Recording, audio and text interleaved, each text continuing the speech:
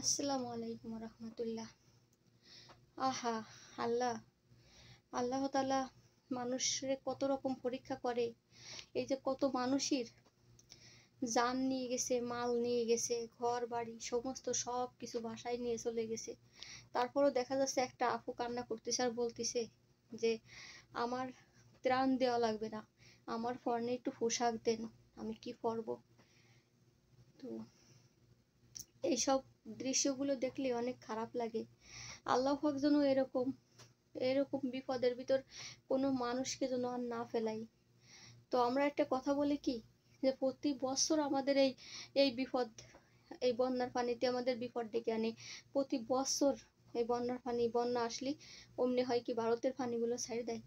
তো এই ত্রাণ দিচ্ছে মানুষ, মানুষের সহযোগিতা করতেছে আলহামদুলিল্লাহ, কিন্তু এর সমাধান কি? আমি চাই এর সুস্থ সমাধান করতে। প্রত্যেকটা বছর একটা মানুষ ঘর তৈরি করতে কত কষ্ট লাগে, তারপরে তার ঘরের ভিতর মাল সামানা জিনিসপাতি, হাঁস মুরগি ছাগল গরু বাছুর থাকে, তার ভবিষ্যৎবাণী।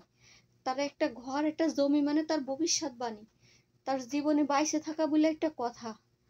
আর সেইগুলো যদি সব শেষ হয়ে যায়, ধ্বংস হয়ে যায়, তো এইগুলো কি করলে আমরা ধ্বংসের হাত থেকেই বাইসে থাকবো। সেই কাজগুলো আপনারা যারা উপরে আছেন তারা অবশ্যই করার চেষ্টা করেন। আর আমরা দোয়া করব। আর বাংলাদেশের জনগণ তো ভালো কাজে সবসময় জন্য ইনশাল্লাহ পাশে থাকে আর পাশে থাকবে সারা জীবন ইনশাল্লাহ।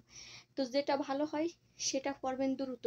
প্রত্যেকটা বছর মানুষের ঘর সংসার ভাঙ্গা, জীবন চলে যাওয়া, এইভাবে একের পর এক দেখা, এগুলো সহ্যও হয় না। আর যারা যারা ক্ষতিগ্রস্তর ভিতর ডুবে আছে তাদের পরনটা কেমন লাগতেছে, যে ঘর হারা, জমি হারা, ঘরের মাল সামানা জিনিসপাতি হারা। আর একজনে না একবেলা খেতেই দেবে, কিন্তু অত ক্ষতিপূরণ কেউ কাউরে দেবে বলেন? তার জন্য আমি বলতেছি যে আমাদের বাংলাদেশ আর বাইরের দেশের পানি কখনো যেন ঢুকতে না পারে, সেরকম একটা ব্যবস্থা চাই ইনশাআল্লাহ। সবাই ভালো থাকবেন।